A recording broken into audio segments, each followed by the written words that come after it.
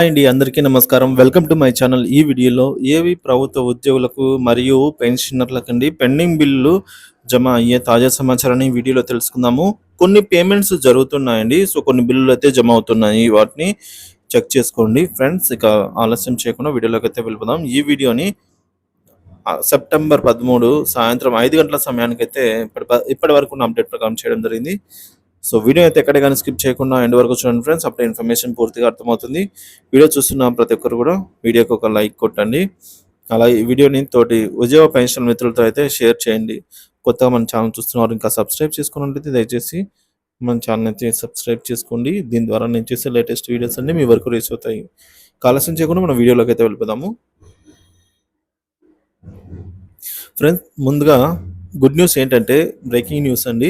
ఇటీవల రిటైర్ అయినటువంటి కొంతమంది ఉపాధ్యాయులకు గ్రాట్యుటీ అమౌంట్ అయితే వారి అకౌంట్లలో క్రెడిట్ అయ్యాయి. సో చెక్ చేయండి ఫ్రెండ్స్. గత 2-3 నెలల నుంచి ఎవరైతే రిటైర్ అయ్యారో వాళ్ళకి సంబంధించిన జిఐఎస్ అమౌంట్ అయితే జమ అయ్యింది. సో ఎవరైనా కానట్టయితే ఒకసారి చెక్ చేయండి ఫ్రెండ్స్, కామెంట్ చేయండి. సో మరొక అప్డేట్ ఏంటంటే, ఐటీఆర్ ఎవరైతే దాఖలు చేశారో వాళ్ళకి అమౌంట్ అయితే క్రెడిట్ అవుతోంది. ఒకసారి చెక్ చేసుకోగలరు. సో అమౌంట్ క్రెడిట్ అవుతున్న వారందరికీ కూడా ఈ విధంగా మెసేజ్ రావడం జరిగిందండి. So ITR for financial year 2024-25 and అని వాళ్ళ పాన్ కార్డ్ నెంబర్ వచ్చేసి has been processed at CPC information UBS 1431 has been sent to your registered email ID. If not received, please check in spam folder.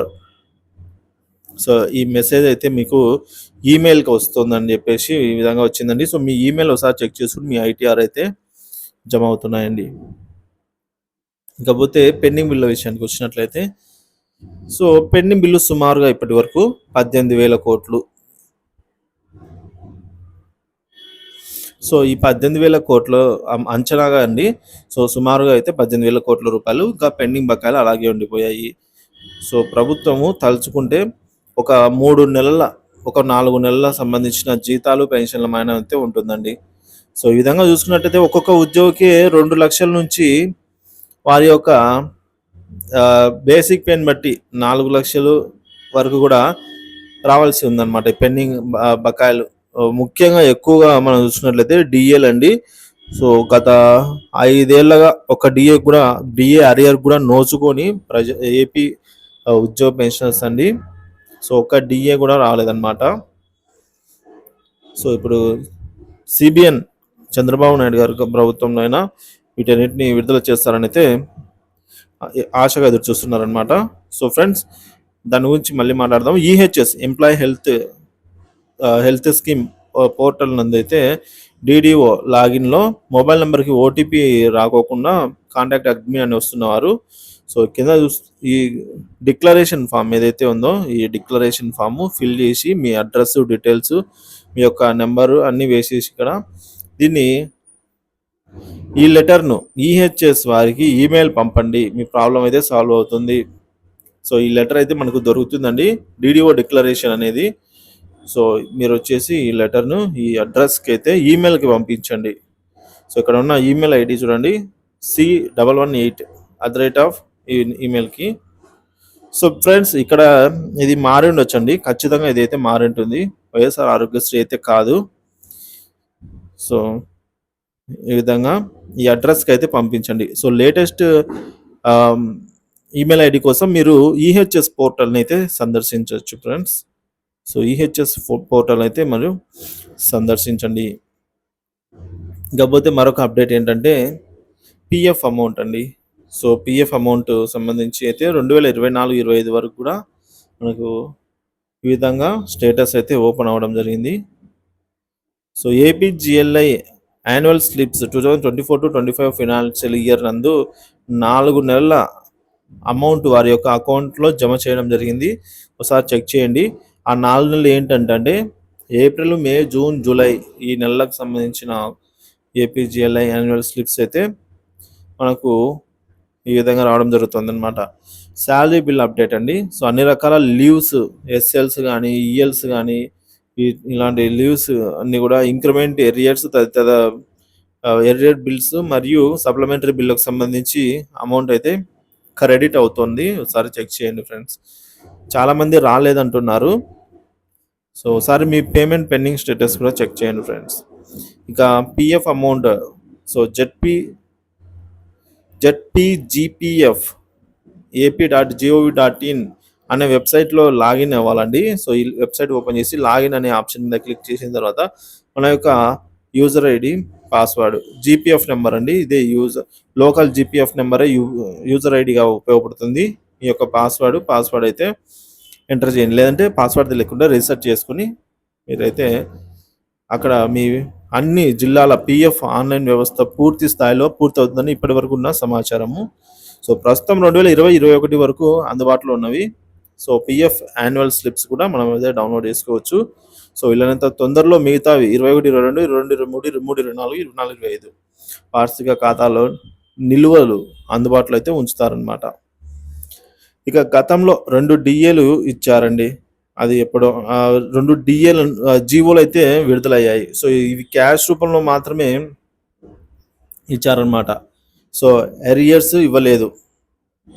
So Jio number 28 ప్రకారంగా 26.39% ఉన్న DA మనకు ఎంతకు చేరుకుందంటే 30.03కి చేరుకుంది. ఇక్కడ మనకు 3.64% అయితే పెంచడం జరిగింది. So which will effect from 1st January 2023. So and the cash అయితే మనకు ఏప్రిల్ నుంచి అయితే ఇవ్వడం జరిగిందండి ఈ సంవత్సరంలో.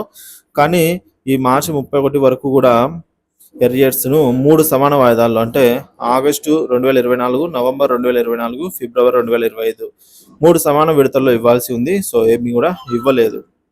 అలాగే జియో నెంబర్ 30 ప్రకారంగా 30.03 ఉన్నటువంటి డిఆర్ అండి. సో వీటికి 33.67% చెంది, అంటే 3.64% ఇక్కడ ఇంక్రిమెంట్ రావడం వల్ల క్యాష్ రూపంలో మనకు జూలై నెల నుంచి అయితే ఇచ్చారు. కానీ ఈ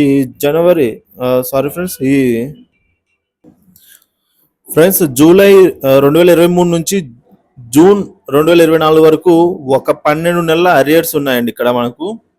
సో 12 monthsకి సంబంధించిన అరియర్స్ ఉన్నాయన్నమాట, చెల్లించాలి ప్రభుత్వం వీటిని కూడా.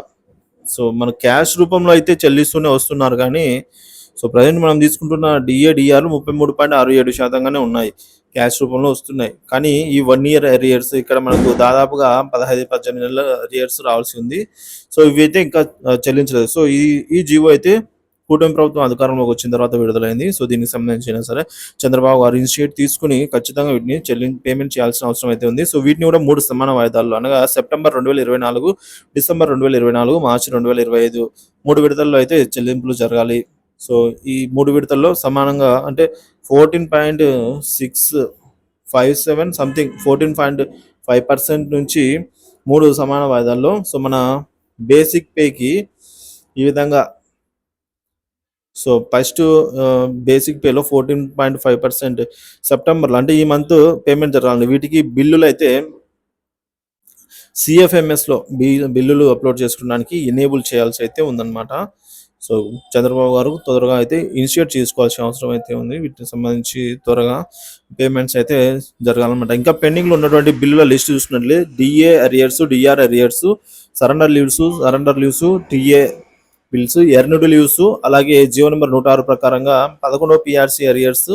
వీటిని క్వార్టర్లీ 2024లో 10%, 2025లో 20%, 2026లో 30%, 2027లో 40% చెల్లింపులు జరగాలి.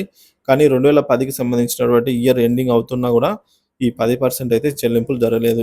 ఫ్రెండ్స్ ఇక్కడ పేమెంట్స్ అయితే జరుగుతున్నాయి క్యాష్ రూపంలో, కానీ దీనికి సంబంధించినటువంటి అరియర్స్ ఏవి కూడా జమ కావట్లేదు ప్రస్తుతానికి అయితే. ఇంకా పెన్షన్ రిటైర్ అయినప్పుడు రావాల్సిన అమౌంట్లు, మెడికల్ రియంబర్స్మెంట్ బిల్స్ అప్లై చేసుకున్నవి అండి. సో అలాగే జిఐఎస్, గ్రాట్యుటీ, ఏపీజీఎల్ఐ తదితర బిల్స్ అయితే వీటిలో కొన్ని వరకు బిల్లు పేమెంట్ పెండింగ్ స్టేటస్ చూడగా వెయిటింగ్ ఫర్ ఫండ్ క్లియరెన్స్ అని అయితే వస్తుంది. కానీ పేమెంట్స్ అయితే జరగాల్సిన అవసరం అయితే ఉంది ఫ్రెండ్స్. సో ఏపీ ఉద్యోగులు, ఉపాధ్యాయులు, పెన్షనర్లకు సంబంధించి పెండింగ్ బిల్లు తాజా సమాచారం కోసం మన ఛానల్ అయితే సబ్స్క్రైబ్ చేసుకొని అప్డేట్స్ అయితే ఫాలో అవుతుండండి.